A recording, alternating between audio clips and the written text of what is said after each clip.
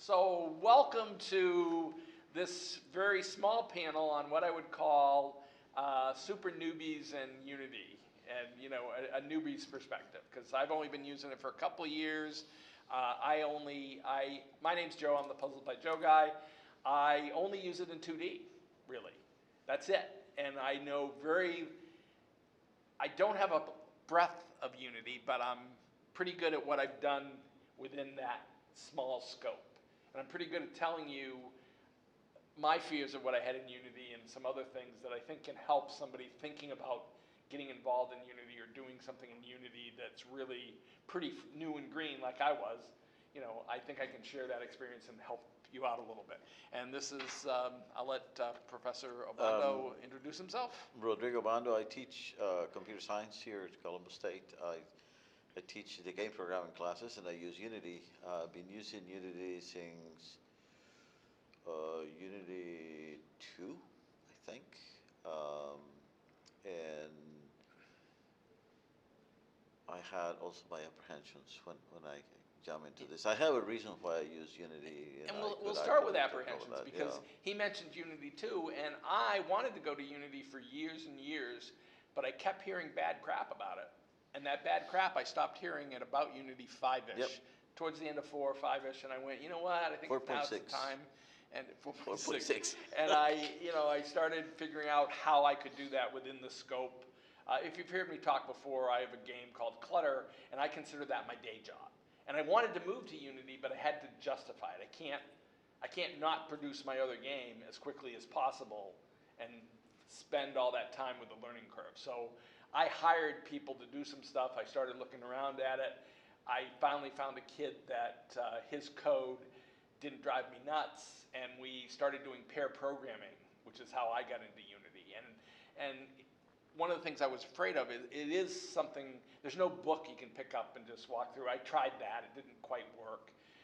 But doing pair programming where he said, hey, go look here, he taught me how to drive. It was like learning a car without, reading a book to learn how to drive a car is not really gonna work out too well, especially if you never seen a steering wheel or a gear shift or anything, you don't know what anything does. And Unity's so powerful, you really don't know. You don't want to read a list of 30 things and look for those 2 you need. You want to be just told, oh, you're trying to do that? Oh, that's the one thing. Go there. You don't have to hunt as much. So anyway, so that was my scene part. But before we get started, really, we want to know, what do you guys want to talk about? Are you guys using Unity at all? Are you planning to use Unity? Are you here because they just dragged you in because it's the end of the day and you're being nice?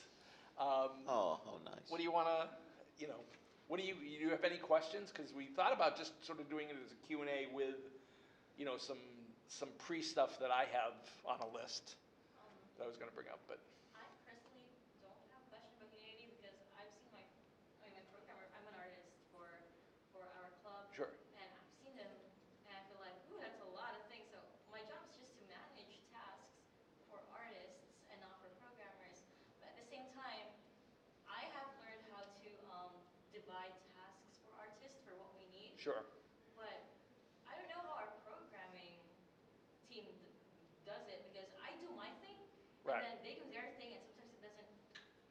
But you basically provide the art assets for them too, Yes. right? And I can't talk to anything with the animation and stuff.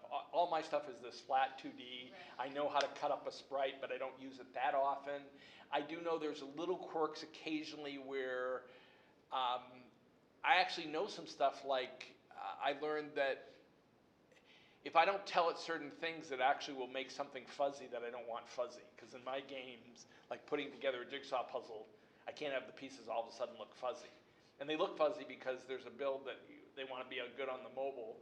So instead of saving it really as that or importing it as that, under the covers magically, It's JPEGs. It's bitmaps. Correct. You don't exactly. want bitmaps. Exactly, I didn't want correct. Yeah. And I had to find that out and stuff. And I even had one interesting thing the other day where something stopped working totally. Oh, it was, I'd written a shader. I borrowed a shader. A guy got me a black and white shader, and then I hacked that shader to do everything.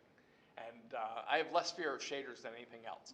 And I learned that one thing, with one little line of code, I could make the pitcher, instead of just being the pitcher, it could be a 5x5 version of the pitcher with 5 squares, 5 cats, 5. And that's a much more fun jigsaw puzzle. And then at the end, I can zoom it out, right? And that stopped working. And it stopped working because I didn't have a thing called auto wrap, which makes sense. Because what happens is, it went from the 5x5 working to this 5x5 lower corner working, this one little, and then everything else was that last little line, and this last little line here, and then this pixel was all one big thing. And I actually called the guy, because I knew it was working at one point, all of a sudden it's not working at all. But then I just started hunting and looking around, and oh, sure enough, because it makes sense. Because without wrapping, it gets close enough to that pixel that it cares about, and it stops. But wrapping's what I want, because that's what I divide through by this magic number, basically, is what it is. Yeah. So if I give it 3, it gives me a 3x3 grid of the cats and a 5x5. And it works without me thinking. The biggest fear to give up with is under my old system, I know how things work. In this one, I just go, I sort of know, but it's scary, but if it works, it's like light, electricity.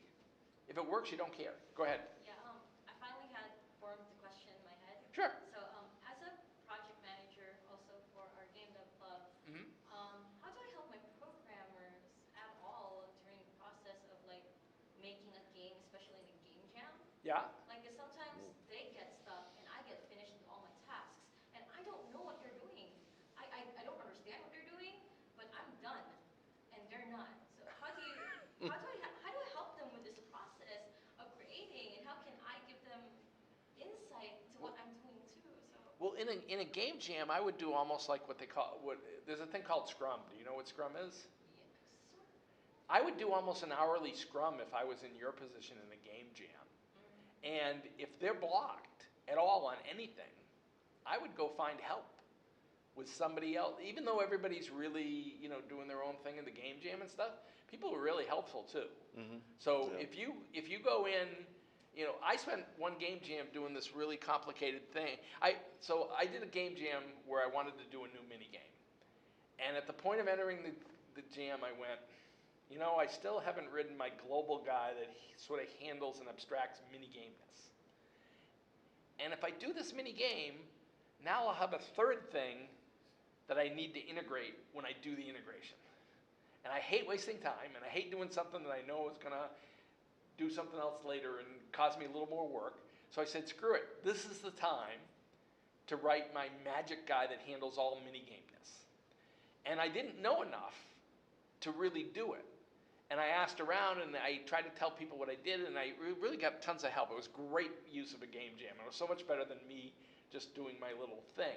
And I went around to people, and the first thing people said was, oh, you want to have a scene that doesn't go away when you swap scenes. They started talking to me about it, and I tried that, and it didn't work. But it was so nice to go out to a group, and that's what you want to do, because you've got the time to do that. What you want to do, even without understanding 100% the problem, you want to be able to be the translator and communicate, and then you can go hunt down a person that might be able to help them out. Right? Yeah, right. That's Yeah, what yeah. I would say. For instance, let's say they're really stuck and they're using TextMex Pro, which is this Unity plugin that not everybody uses, right? But they can at least express to you that you're trying to do something simple with TextMex Pro, and it won't do. It's colorizing when it shouldn't be, or it's doing that, and I try to set this and it doesn't work. I'm doing something simple. I'm setting the color. It always works over there, but it doesn't work there. And you just walk into another room and go, I'm looking for a TextMex Pro expert. Anybody got any experience? And somebody go, yeah, I like that. And you go, you know what? He's trying to do a color thing, and he says he's doing it normal, that it works all the time when he's doing it on another image, but in TextMex Pro, it's just not working for him. You get any thoughts? And you'll either get, yeah, that's happened to me, and they'll go help you, or they might go, oh, can I look at it for 2 seconds? And then they'll go talk directly. But you've saved tons of time because you're the one that hunted for this one person. Right? So that's what I would do. Yeah. And if you do an hourly scrum, which is basically what have you accomplished in the last hour, which you may not care about, what are you going to accomplish this next hour, anything blocking you. And it's that anything blocking you that's useful in a game jam to go find somebody to to go help with. That's what I would do.